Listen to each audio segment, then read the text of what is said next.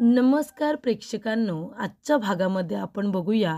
इथे अर्णव ईश्वरीला म्हणत असतो की तुझे या ऑफिसमध्ये जास्त दिवस उरलेले नाही आहेत. तेव्हा ईश्वरी म्हणते, बघूया ना गणू बाप्पाची काय मर्जी आहे ते. म्हणजे त्यांची मर्जी जर असेल ना तर मी या ऑफिसमध्ये येईन आणि त्यांची मर्जी नसेल तर मी नाही येणार. जी गणू बाप्पाची इच्छा असेल तेच होईल.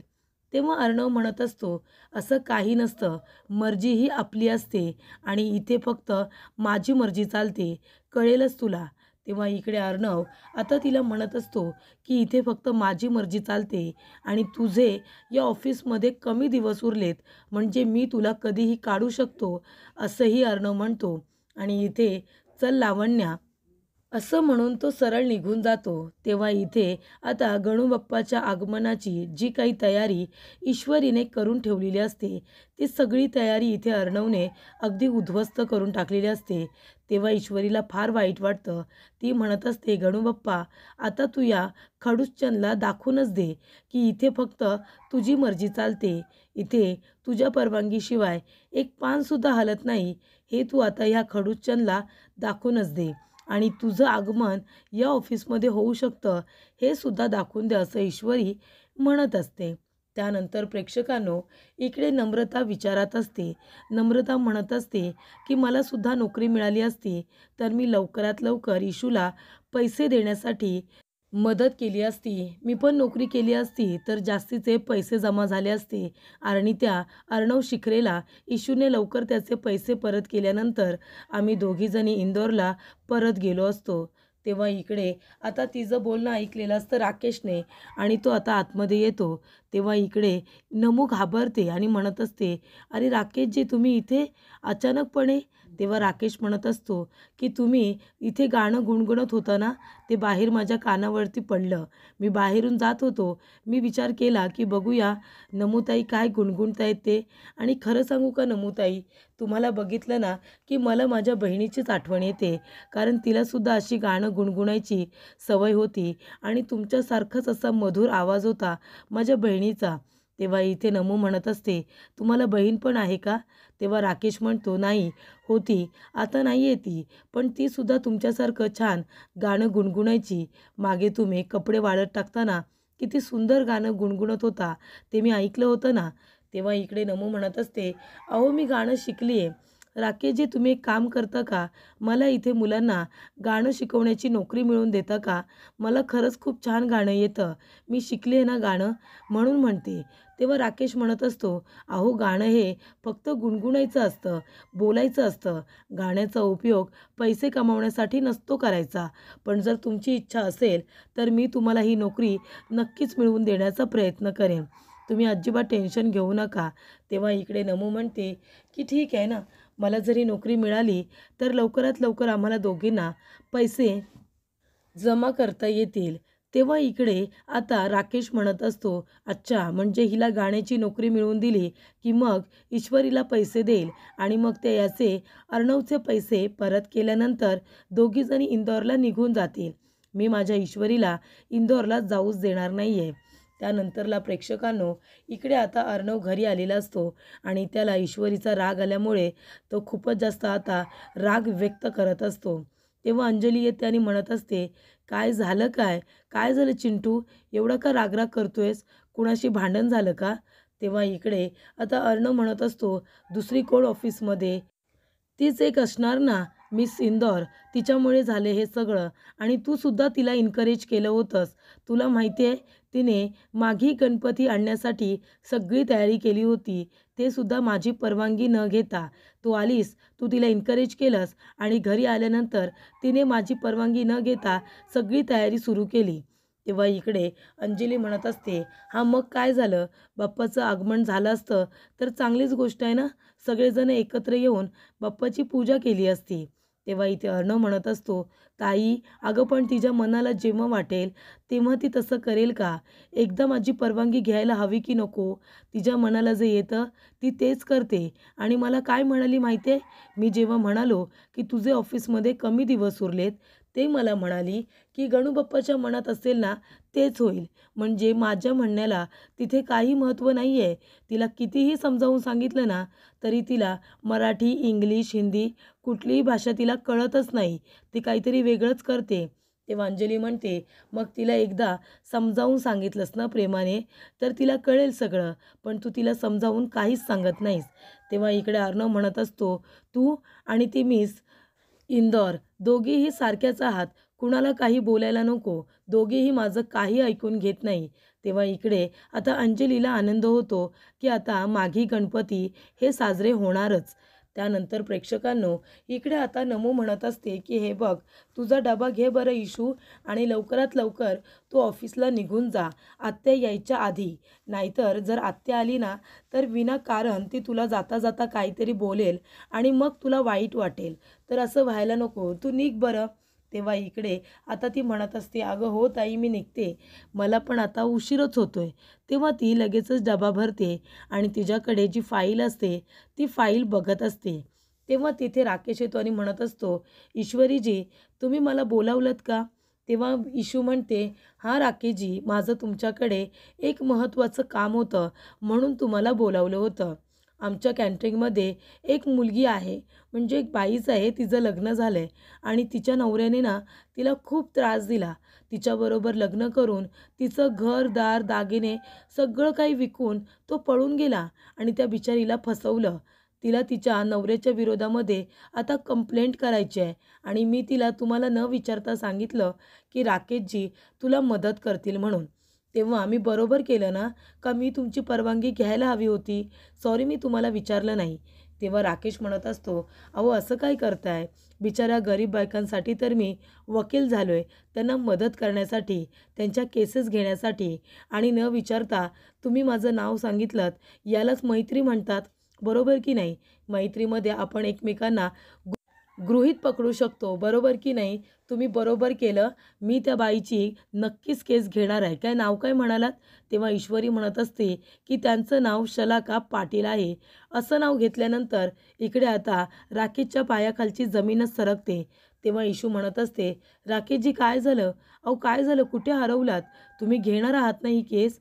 तेव्हा इकडे राकेश म्हणत असतो, "हो, हो, नक्कीच. नक्कीच ही केस मी घेणार आहे. का नाही घेणार? फार वाईट वाटतं हो अशा बायकांचं.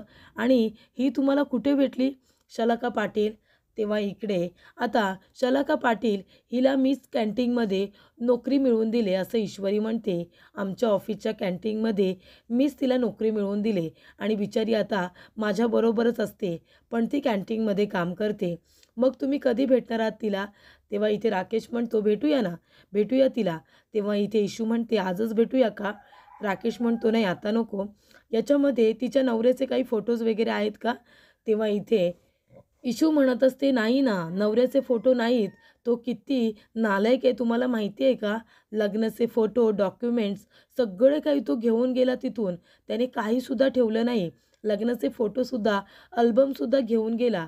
बिचारीकडे पुरावा म्हणून नवऱ्याचा फोटोसुद्धा दाखवायला नाही आहे." तरीसुद्धा मी म्हणाली, "ठीक आहे, नावच काफी आहे. तुम्ही घ्यालच नाही केस, मग तुम्ही या केसचा व्यवस्थित स्टडी करा." तेव्हा इथे राकेश म्हणतो, "हां, मग काय? मी आहेच ना. मी ह्या फाईलचा आता व्यवस्थित स्टडी करतो आणि मग आपण शलाका पाटील यांना भेटूया. ठीक आहे ना?"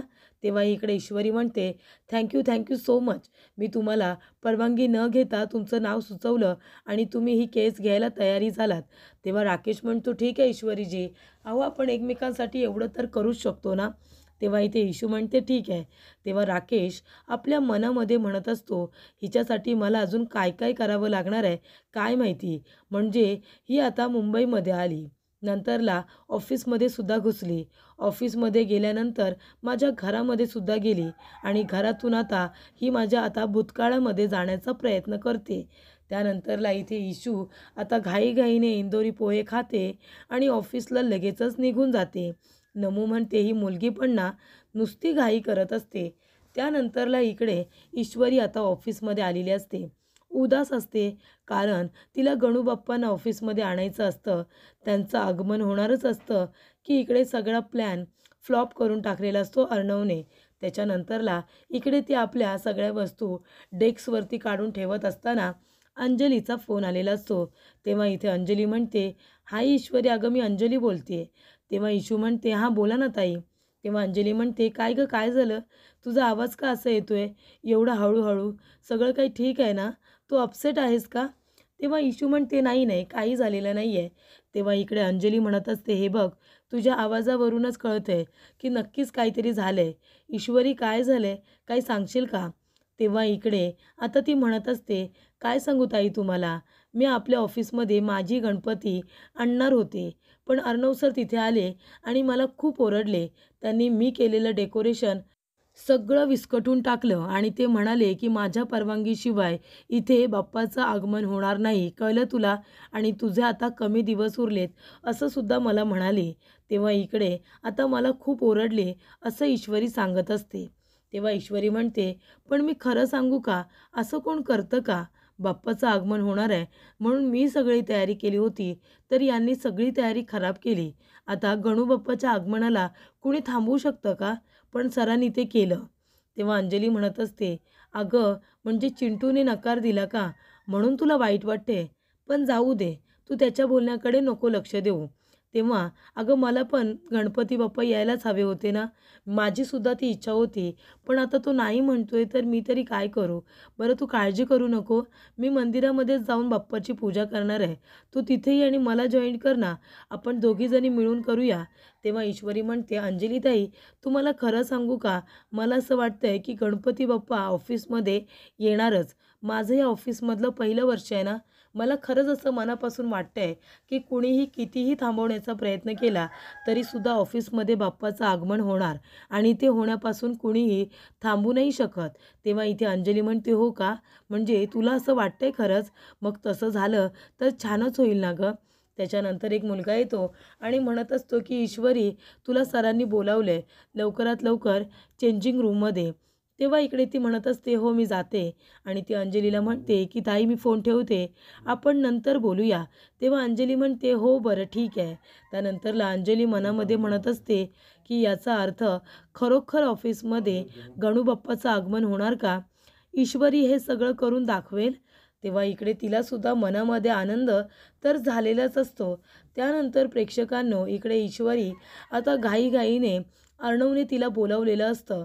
आपली डायरी घेऊन लगेच निघून जाते आणि इथे आता चेंजिंग रूममध्ये आल्यानंतर ती बघते तर काय, तिला खूपच मोठा धक्का बसतो. कारण सगळी मुलं तिथे आलेली असतात, जे मॉडेल असतात ते आलेले असतात आणि ते उघडेच्या उघडे तिथे उभे राहिलेले असतात. तेव्हा ती म्हणते, "अरे देवा, गणू बाप्पा हे काय?" आणि ती आता त्यांच्याकडे पाठ करून उभी राहते. तिच्या डोक्याला तापच होतो. ते सगळे मॉडेल एकमेकांच्या तोंडाकडे बघायला लागतात की ही मुलगी अशी काय करते? फॅशन इंडस्ट्रीमध्ये आहे तरीसुद्धा आमच्याकडे हिला बघायलासुद्धा लाज वाटते, ही बघत पण नाही आहे. तेव्हा इकडे ईश्वरी म्हणत असते, "अरे देवा, मला इथे का बोलावलं आहे? आणि हे एवढे मोठे मोठे मुष्टंडे या खडूसने कुठून आणले असतील? तर इथे खडूसचंद कुठे आहे?" असं म्हणून ती आता बाहेर पडतच असते. तेवढ्यातच अर्णव तिला मागून आवाज देतो. अर्णव एका बाजूला बसलेला असतो. अर्णव म्हणतो, "ओ मिस इंदौर, इकडे या, मी इथे बसलोय." तेव्हा इकडे आता त्यांच्याकडे न बघता ती अर्णवच्या इथे येऊन उभी राहते. ती आपल्या चेहऱ्याला एका बाजूने डायरी लावते आणि ती अर्णवच्या दिशेने येते आणि म्हणते, "सर, अहो इथे का बोलवलंय तुम्ही मला? आणि हे लोकं कोण आहेत? त्यांना सर कपडे घालायला सांगा. अहो त्यांना थंडी वाजत असेल ना, AC चालू आहे म्हणून म्हणाले." तेव्हा इकडे अर्णव म्हणत असतो, "मला कुठल्याही प्रकारचे एक्सक्यूज नको आहेत. मला कुठल्याही प्रकारच्या चुका नको आहेत. हे प्रोफेशनल मॉडेल आहेत आणि तुम्हाला यांचे मेजरमेंट्स घ्यायचे आहेत.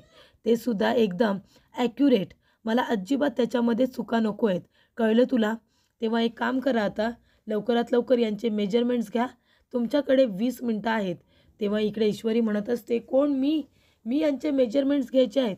सर प्लीज, प्लीज मी तुम्हाला रिक्वेस्ट करते. सर त्यांना प्लीज कपडे घालायला द्या. कारण का इथे खूपच जास्त AC आहे, तुम्हाला पण माहिती आहे. म्हणून तुम्ही त्यांना आहे ना कपडे घालायला द्या. मी बरोबर त्यांचे मेजरमेंट्स घेईन." तेव्हा इकडे अर्णव म्हणत असतो की, "एकदा सांगितलेलं कळत नाही का? त्यांना काही थंडी लागत नाही आणि लाज वाटत नाही. कारण ते प्रोफेशनल मॉडेल्स आहेत. त्यांना सवय आहे या सगळ्याची. फक्त तुम्हाला त्यांचे व्यवस्थित माप घ्यायचे आहेत. कळलं ना?" तेव्हा इकडे ईश्वरी पूर्णपणे घाबरलेली असते. त्या लोकांनी टी शर्ट्स काढलेले असतात आणि इथे ते उघडे असल्यामुळे तिला खूपच जास्त लाज वाटत असते. तिला प्रश्न पडलेला असतो की माप घ्यायचा तर कसा घ्यायचा. तेव्हा इकडे अर्णवला फारच इथे हसायला आलेलं असतं. अर्णव म्हणत असतो का काय झालं, तुम्हाला आता त्यांचं माप घ्यायला टेन्शन आलं की काय, की तुम्हाला आता त्यांचा मापच घ्यायचा नाही आहे का? खाऊन पिऊन आलेत ना घरून. आज सकाळी येताना इंदोरी पोहे खाल्ले की नाही? खाल्ले असतीलच ना, शेव टाकून, लिंबू पिळून, बरोबर की नाही? मग आता जर नाश्ता झाला असेल तर मग काम पण व्हायला हवं. यांचं काम व्यवस्थितरित्या झालं पाहिजे. यांचे मेजरमेंट्स न चुकता तुम्हाला नीट घ्यायचे आहेत. तेव्हा ईश्वरी म्हणते सर मी कशाला पण. तेव्हा इकडे अर्णव म्हणतो आणि जर नाही घेतले ना तर एक गोष्ट लक्षात ठेवायची, ₹1,00,000 रेझिग्नेशन लेटर, बरोबर ना, आणि इंदोरला रवानगी. आता यातलं काय हवं आहे ते तुम्ही बघून घ्या आणि लवकरात लवकर मेजरमेंट्स घ्या, असं इथे आता ईश्वरीला म्हणून अर्णव निघून जातो. ईश्वरी म्हणत असते गणूबाप्पा आता काय करू मी, या लोकांचे हे एवढे मोठे मोठे मुष्टंडे यांचे मेजरमेंट्स मी कसे काय घेऊ. त्यानंतरला इथे राकेश फाईल घेऊन येतो आणि तो चेक करत असतो की शलाका पाटीलने त्याच्यामध्ये काय काय लिहिलं आहे आणि एखादा राकेशचा जुना फोटो वगैरे तर त्याच्यामध्ये नाही ना, कारण ईश्वरी म्हणालेली असते की सगळे जुने डॉक्युमेंट्स या फाईलमध्ये शलाकाने लावलेले आहेत आणि आता त्याच्यानुसार इथे राकेशला स्टडी करायचा असतो.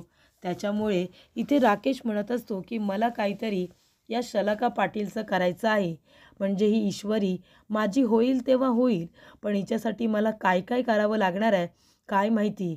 शलाकाने त्या ऑफिसमध्ये राहणं माझ्यासाठी धोक्याचं असू शकतं, कारण इथे ईश्वरी म्हणालेली असते कारण माझ्याबरोबर शलाकासुद्धा असते.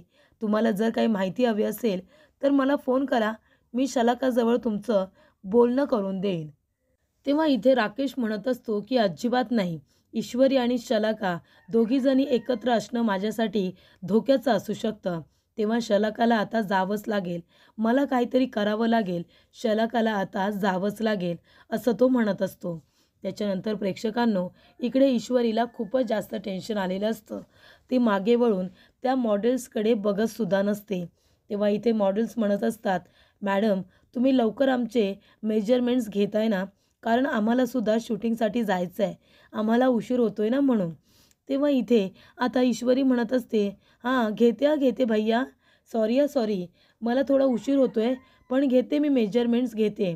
तेव्हा इकडे आता ती मुलं म्हणत असतात मॅडम अहो तुम्हाला साधे मेजरमेंट्स घ्यायचे आहेत, मग तुम्हाला एवढा उशीर का होतो आहे, आम्हाला कळत नाही आहे.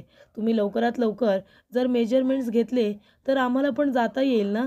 तेव्हा दुसरे दादा म्हणत असतात अहो पण मॅडम तुम्ही मापं घ्यायला एवढा उशीर का करताय, आम्हाला ते कळत नाही आहे.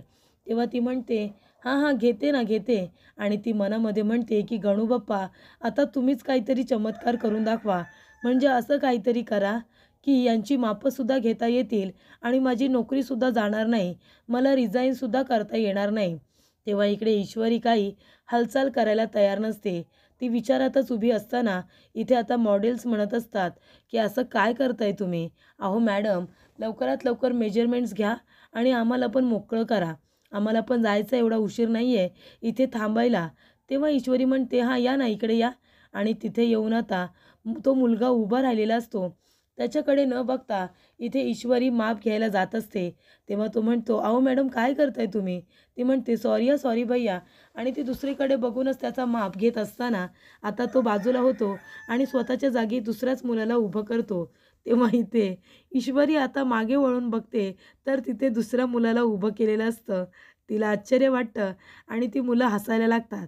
तेव्हा ईश्वरी म्हणते सॉरी भैया, ते काय आहे ना माझा हात खूप दुखतोय हो, कालच माझ्या हाताला इतकं लागलं आहे ना, बघा ना माझा हात किती दुखतोय, मला तर मापंसुद्धा घेता येत नाही आहे, पण काही हरकत नाही, मी एका हाताने मापं घेते, मला दुसऱ्या हाताने जमत नाही आहे ना म्हणून.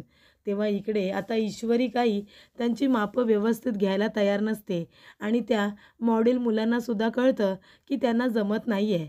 तेव्हा ते म्हणतात द्या मॅडम इकडे द्या, ती आमच्याकडे द्या मेजरमेंट पट्टी, आम्ही मापं घेतो, तुम्ही सगळं काही लिहून घ्या. तेव्हा ईश्वरी म्हणते, "नाही, नको नको, माझ्या बॉसला कळलं ना तर माझी नोकरी जाईल." तेव्हा ते म्हणतात, "नाही कळणार, तुमच्या बॉसला आम्ही नाही सांगणार. ती पट्टी द्या आमच्याकडे, आम्ही मापं घेतो आणि तुम्ही ते लिहून घ्या." तेव्हा ती म्हणते, "हां, मग ठीक आहे." आणि ती म्हणते, "नाव?"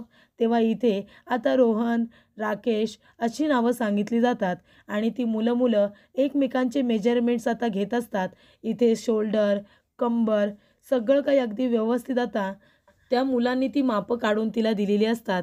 कारण ते स्वतःच मॉडेल असतात. त्याच्यामुळे त्यांना माहिती असतं की कसे मापं घेतले जातात आणि त्या पद्धतीने त्या मुलांनी आता मापं लिहून इथे ईश्वरीला काढून दिलेली असतात आणि तिने पटापट आपल्या डायरीमध्ये लिहूनसुद्धा घेतलेली असतात.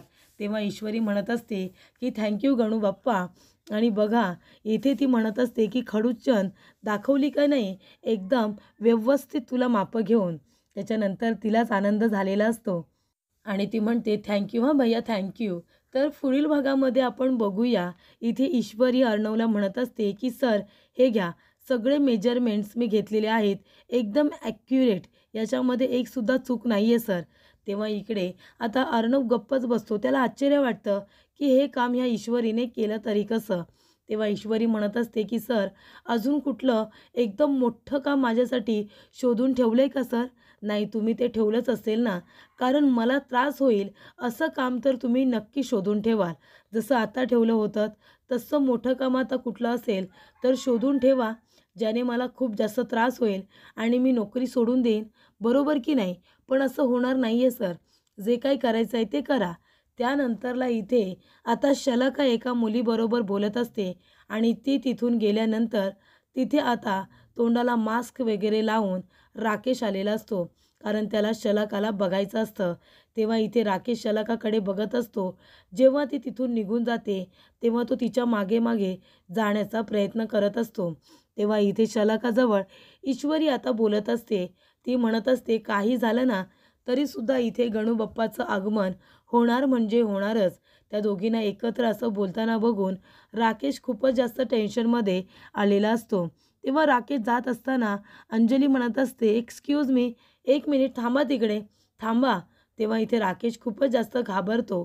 तर इकडे लावण्या म्हणत असते की "तुला माहिती आहे का अर्णव, तू त्या ईश्वरीला एवढं समजावूनसुद्धा ती ईश्वरी देसाई सगळ्यांना इन्करेज करते की ऑफिसमध्ये काही झालं तरी गणूबाप्पाला आणायचं म्हणजे आणायचं. त्यासाठी ती सगळ्यांना एन्करेज करते, माहिती आहे तुला? म्हणजे तुझं बोलणं ती अजिबात ऐकणारच नाही आहे का?" तेव्हा आता लावण्याने ईश्वरीबद्दल इथे अर्णवला खूपच जास्त भडकवलेलं असतं.